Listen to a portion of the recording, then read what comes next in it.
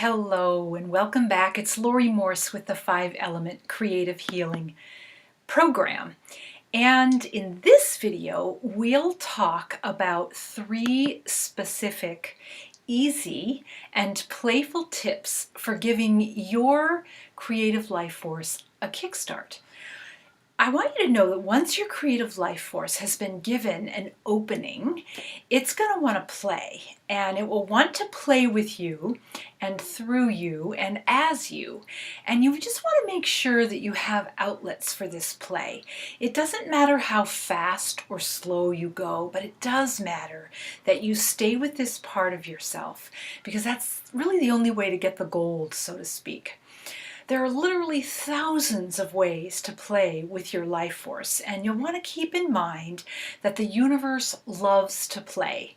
We move energy best in the frequency of play.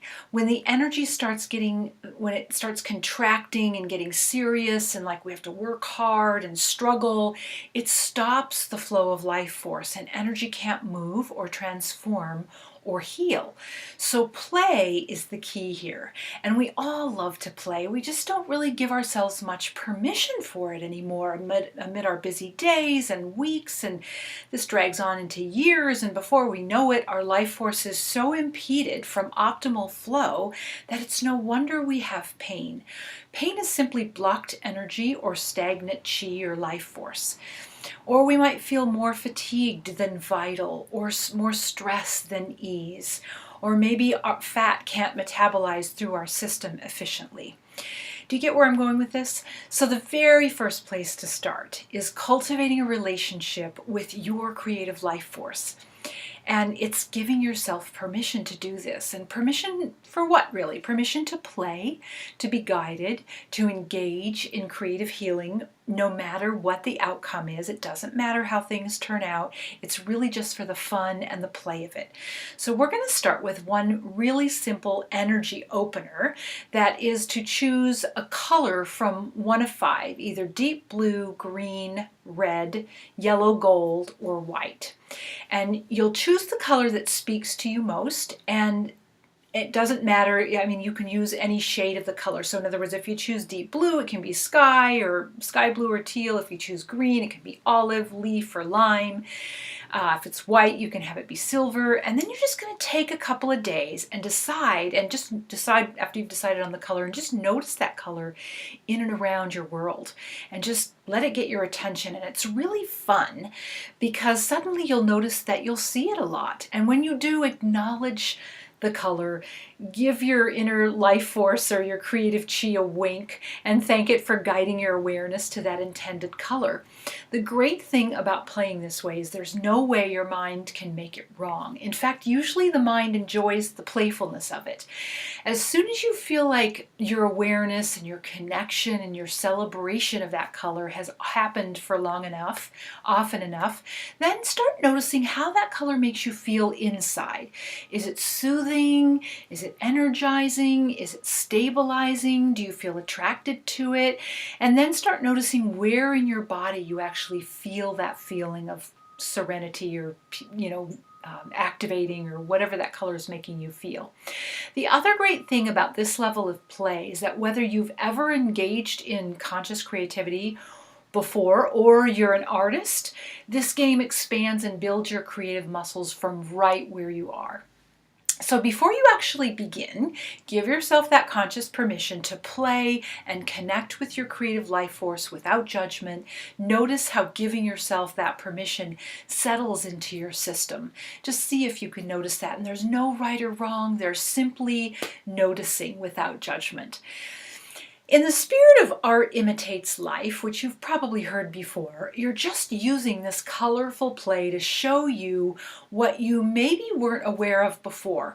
Not for the purpose of judging it, as I've already said, but for the sole purpose of eventually releasing, transforming, and healing energy, which in turn opens up more space in your system for a higher level of creative energy.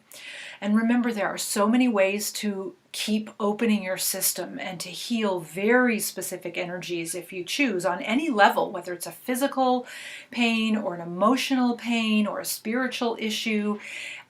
which is why getting yourself in the game is a must for any of that to happen.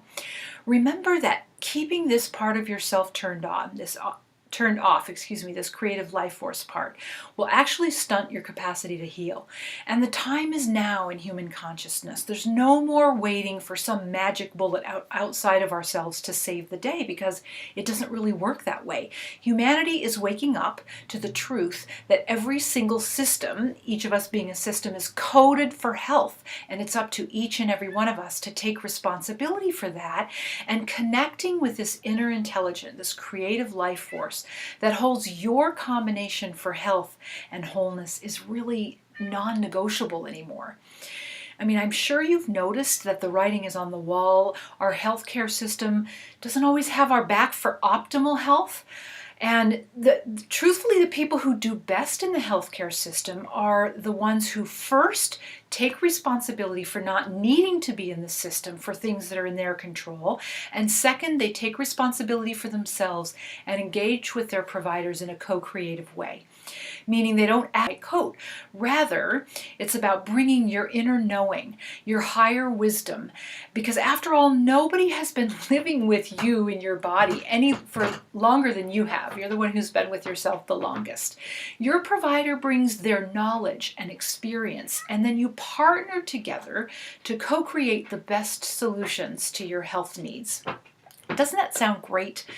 So if this isn't your experience as of now, then you really want to awaken your intelligent life force to help you all day, every day. And that really is the next frontier of medicine, and that frontier is here now.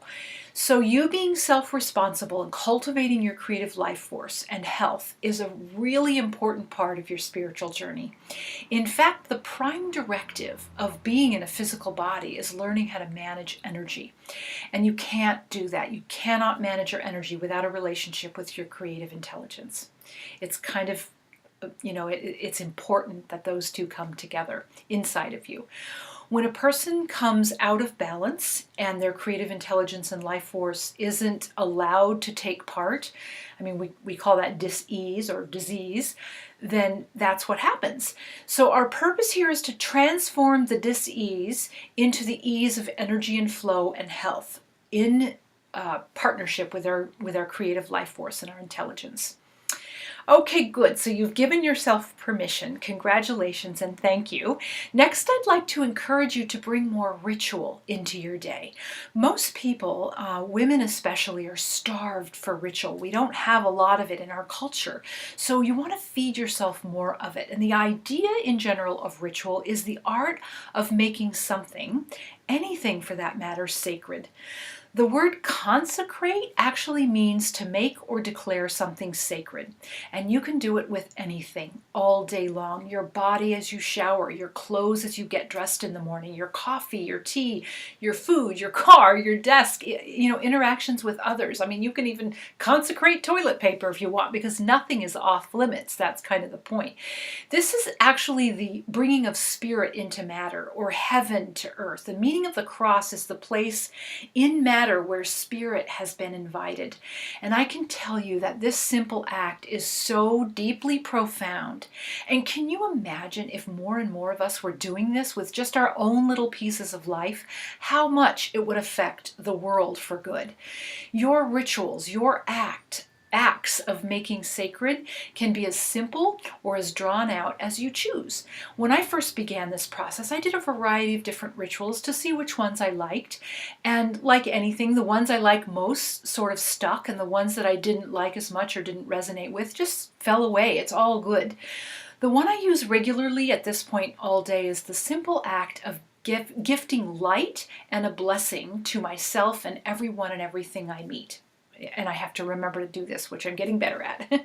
I have lots of other rituals I do before bed, upon waking, before I do a creative healing process for sure. But for now, I just want to have you get your system familiar with the idea of making something sacred and then engaging with the blessing and the declaring of something sacred. And the more you do it, the easier it becomes, until everything seems sacred, even the cellulite on your thighs, believe it or not. So our third tip for cultivating creative life force is being clear about something that you would like to shift, whether it's receiving a message from a physical pain that's been bothering you, setting the intention to have a better nutrition habit, for example, like eating more vegetables, or transforming a particular emotion that keeps coming around. When you play with one intention at a time, it's doable. I mean, like eating any good meal, we don't tip the whole plate into our mouth. First of all, it wouldn't all fit, but we take one bite at a time, we chew it all up, and then we go for our next bite. And it's the same way with using the creative healing process to transform old stuck energy into vital and healthy energy. I'd really love to tell you about a woman who I've been working with her for a little while, and she's about 61 and she has a full-time professional job that she considers pretty demanding. And she came to me initially with crippling back pain, and it happened to come about that when she was young, she loved to play the guitar, but then she hadn't touched it for decades. She, just got too busy, like we all have that excuse. And she picked up the guitar about 9 months ago, and she chose to use that as her portal or doorway for intentional, active, creative process and to touch into her cellular intelligence. And her crippling back pain has been slashed to almost nothing. And I'll tell you that she tried dozens and dozens of treatments and medications, and she almost had surgery. And it was when she began tapping that inner creative life force part of herself that the energy began to move and she could actually heal. You don't have to play the guitar. That was her thing. Remember, there's, so many portals and doorways, and everybody, including you, has at least several doorways that are meant just for you. So as you play and experiment, you will feel it when you've tapped into your particular doorway, or it might be more than one. And that's when the magic begins to happen. So those are your 3 ways to begin laying the groundwork of creating a bridge between you and the divine cellular intelligence that resides inside of you, that flows in, through, and around you, unless it's blocked by you. And in our 5-element creative healing program, we go through all the steps in depth as to how to choose an intention based on what's most actively speaking for you at the time, and to balance that element. And we have a worksheet that makes this very easy. And then with your clear intention, you decide the creative play or doorway that you would like to play in. This could be colored pencils and a sheet of paper, something as simple as that, or maybe some pencils and a journal page, or it could be a canvas and paint, or the guitar, or the preparing of a meal, or the rearranging of your living room. There's so many options, and there's no one right one. You have many to choose from. After that, you'll allow your creation to gift you insights, and this could be in the form of an idea, an understanding, a next step. This is really where your gold is, your personal medicine. And then you integrate this feedback into your life. And again, the 5-element creative healing program, which I hope you'll say yes to, will take you through this process step by step. Discovering your personal medicine is a sacred process, and it's good to have a guide for this journey, especially in the beginning. And that's exactly why I ended up creating this 5-element creative healing program, is to support people, women like you, on this journey. So in the next video, we will talk about what to do with the fear and the resistance that invariably comes up when we consider engaging in something new like a creative healing process. And we'll learn how to walk through that fear and resistance with grace, which builds an important muscle for every area of your life. So I look forward to playing with you again in the next video. And until then, Lori Morse, the creator of the 5-element creative healing process.